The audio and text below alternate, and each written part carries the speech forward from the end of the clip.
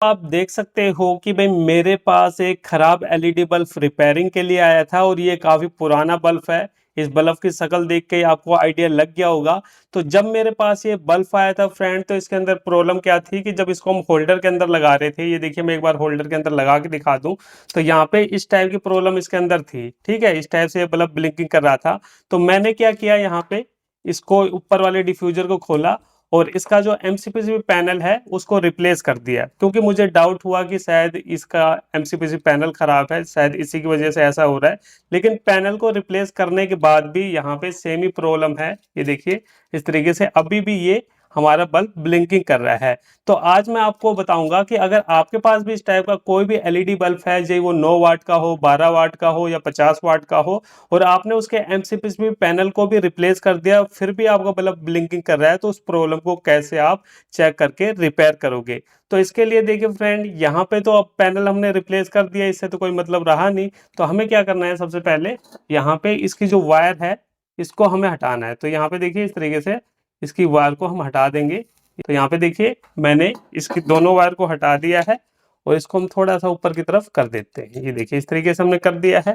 अब हमें क्या लेना है, अब हम लेंगे एक ओपनर। ये देखिए मेरे पास ओपनर है, आप इस टाइप का कोई पतला पेचकस भी ले सकते हो अगर आपके पास ओपनर ना हो।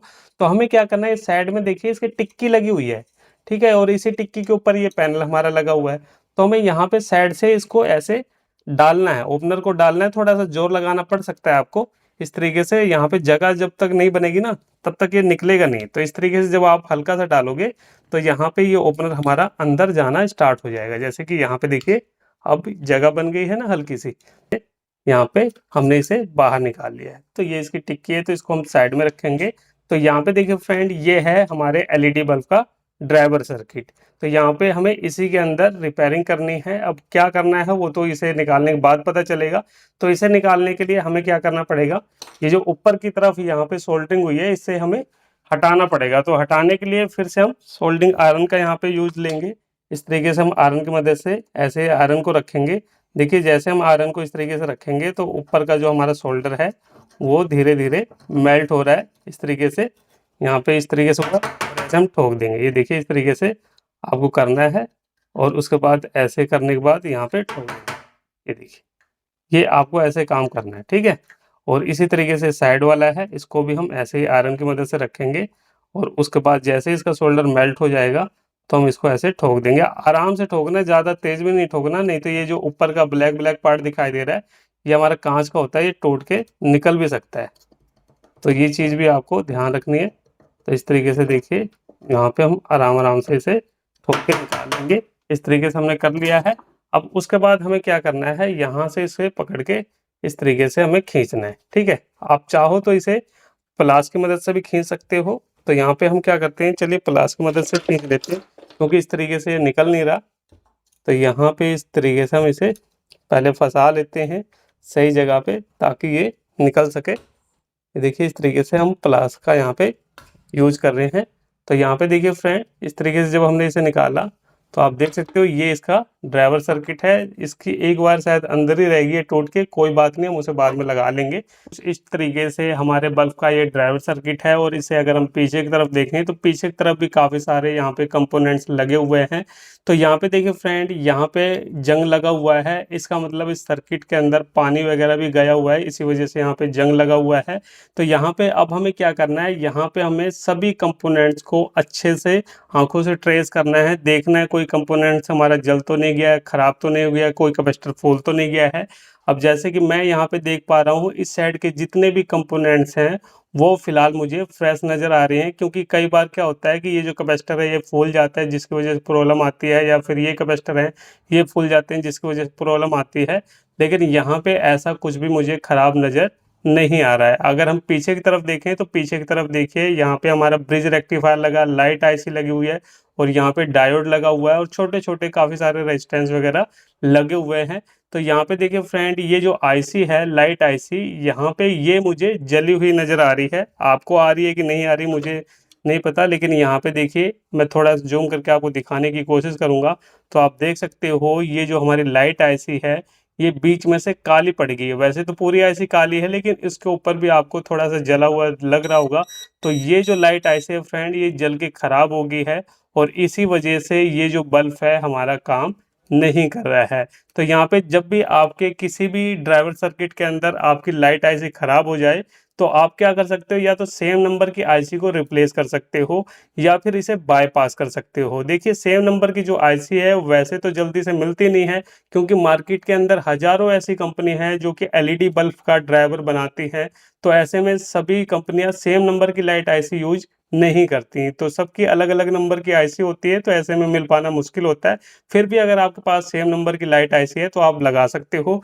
और अगर आपके पास लाइट आईसी नहीं है तो फिर आप क्या कर सकते हो, वो मैं आपको इस वीडियो के अंदर बता रहा हूँ, तो बिल्कुल ध्यान से देखना। तो सबसे पहले देखिए आपको क्या करना है, ये जो आपका ब्रिज रेक्टिफायर है, ये देखिए कुछ इस टाइप का ब्रिज रेक्टिफायर होता है। थोड़ा सा जूम करके मैं आपको दिखा दूं, ये ब्रिज रेक्टिफायर होता है। इसका काम क्या होता है कि ये एसी वोल्ट को डीसी में कन्वर्ट करता है। तो इस साइड ये वाले जो पॉइंट हैं ये हमारे एसी के हैं और ये हमारे आउटपुट यानी डीसी के हैं, ठीक है। तो डीसी के अंदर आपको पता ही होगा कि एक हमारा प्लस होता है, एक माइनस होता है। तो यहाँ पे देखिए, यहाँ पे ये प्लस का सिंबल है, ये माइनस का सिंबल है। इससे आपको आइडिया लग गया होगा। तो यहाँ पे हमें क्या करना है, देखिए इसके अंदर क्या है, ये जो माइनस वाला लेग है इसका ट्रैक देखिए यहाँ से ऐसे जाते हुए ये यहाँ पे डायरेक्ट इस माइनस वाली वायर के साथ में जुड़ा हुआ है। देखिए यहाँ पे इस तरीके से आ रहा है और यहाँ पे माइनस वाली लेग के साथ में जुड़ा हुआ है। लेकिन ये जो प्लस वाला है ये यहाँ पे ये जो पीछे की तरफ कंपोनेंट्स वगैरह लगे हैं इनके अंदर से आईसी से होते हुए निकल रहा है। तो हमें क्या करना है, यहाँ पे हमें एक छोटा सा ब्लेड लेना है और ब्लेड लेके हम क्या करेंगे, चलिए इसी से मैं आपको बता दूं।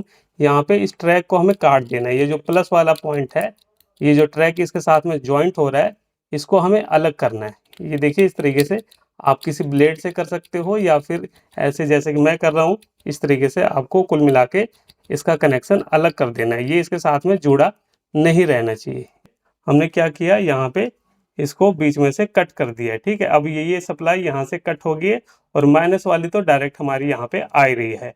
तो अब हमें क्या करना है, अब हमें एक छोटा सा वायर का टुकड़ा लेना है। तो यहाँ पे हम एक छोटा सा वायर का टुकड़ा ले लेते हैं। तो ये देखिए मैंने एक छोटा सा वायर का टुकड़ा लिया है। तो हम क्या करेंगे, सबसे पहले ये जो हमारा प्लस वाला पॉइंट था जो मैंने अभी आपको दिखाया है, एक तो ये वाला, ये हमारा प्लस वाला लेग है और एक ये जो रेड रंग की जहाँ पे वायर जुड़ी है, यहाँ पे हमें क्या करना है, इस तरीके से पेस्ट को लगाना है और उसके बाद यहाँ पे इसे जोड़ना है। तो यहाँ पे देखिए इसको हम जोड़ेंगे। तो ये देखिए यहाँ पे इस तरीके से मैंने इसे जोड़ दिया है, ठीक है। उसी पॉइंट पे मैंने जोड़ा है जहाँ पे आपको बताया था। और उसके बाद इस साइड वाली जो वायर है इसको हम यहाँ पे जोड़ेंगे। ये जो इस साइड की हमारी प्लस वाली लेग थी जो मैंने आपको दिखाया था, ये देखिए यहाँ पे हमने जोड़ दिया। तो कुछ इस तरीके से आपको सिंपल सा कनेक्शन करना है। अब उसके बाद हमें क्या करना है, उसके बाद यहाँ पे हमें लेना है एक पीएफ कैपेसिटर। ये देखिए फ्रेंड मेरे पास एक पीएफ कैपेसिटर है और ये पीएफ कैपेसिटर आपको बहुत सारे सर्किट के अंदर देखने को मिल जाता है। और इस पीएफ कैपेसिटर का जो नंबर है वो आप देख सकते हो 105J 400 वोल्ट। अब ये जो पीएफ कैपेसिटर होता है इसके अंदर कोई भी प्लस माइनस नहीं होता। तो यहाँ पे आप इसे उल्टा सीधा कैसे भी जोड़ के यूज कर सकते हो। अब इसी पीएफ कैपेसिटर के साथ में हमें क्या करना है, एक लगाना है रेजिस्टेंस। तो ये देखिए मेरे पास एक रेजिस्टेंस है और ये क्वार्टर वाट का रेजिस्टेंस है और इसका जो वैल्यू है वो है 1 मेगा ओम, ठीक है।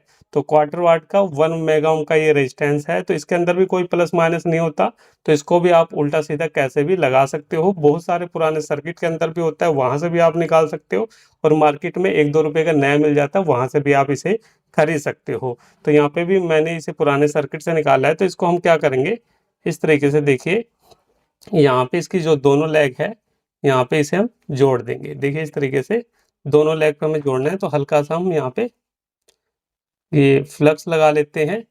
कई बार मैं इसे पेस्ट भी बोल देता हूँ, तो कंफ्यूज मत होना। पेस्ट और फ्लक्स दोनों एक ही तरीके का काम करते हैं, बस ये लिक्विड में है और वो थोड़ा सा हमारा पेस्ट टाइप में होता है। तो यहाँ पे देखिए इसको हम जोड़ेंगे। तो ये देखिए एक साइड मैंने इसे जोड़ दिया है और इसी तरीके से हम दूसरी साइड जोड़ेंगे। ये देखिए ये हमने दूसरी साइड भी जोड़ दिया है, ठीक है। इतना काम हो गया। अब उसके बाद हमें क्या करना है, ये जो हमारा सर्किट है मैं एक बार स्टैंड ले लेता हूँ ताकि अच्छे से यहाँ पे जोड़ सकूँ। तो इसको हम इस तरीके से लेंगे, ठीक है।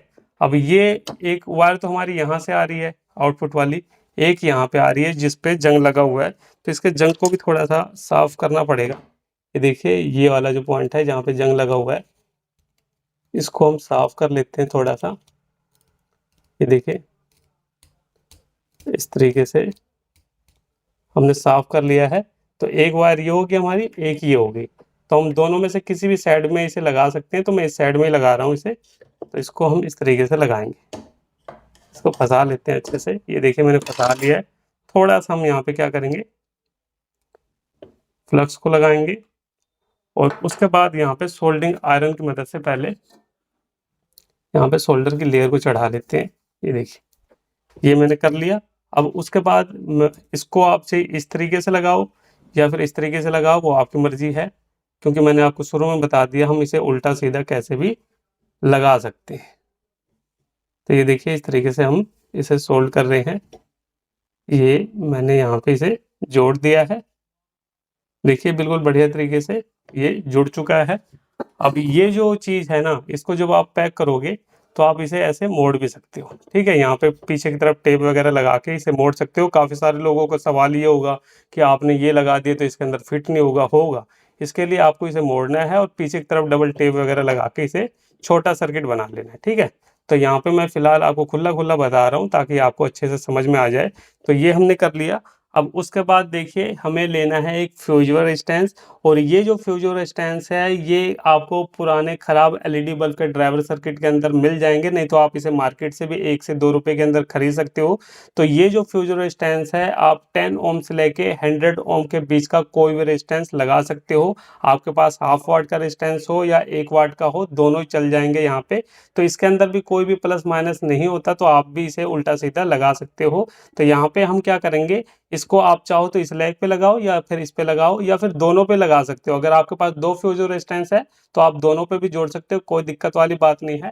तो मैं यहाँ पे एग्जाम्पल के तौर पे यहाँ पे जोड़ दे रहा हूँ। तो ये देखिए यहाँ पे मैंने इसे जोड़ दिया है। तो इतना काम आपको सिर्फ करना है।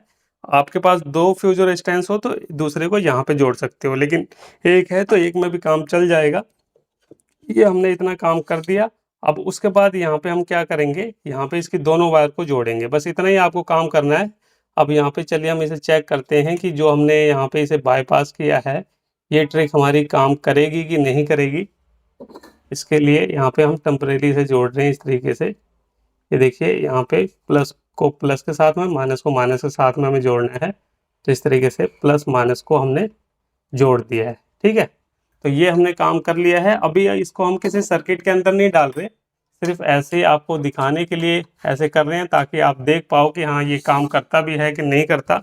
तो इसके लिए हम क्या करते हैं, एक अलग से वायर ले लेते हैं। तो ये देखिए मेरे पास एक अलग से वायर है, तो इसको हम यहाँ से हटा के इसको लगाएंगे। ये देखिए यहाँ पे मैं लगा रहा हूँ। ठीक है, और ये संभल के आपको काम करना है, इसके अंदर बिल्कुल भी जल्दबाजी ना करना। और अगर आपको इलेक्ट्रॉनिक की सही नॉलेज हो तभी इस काम को घर पे ट्राई करना है।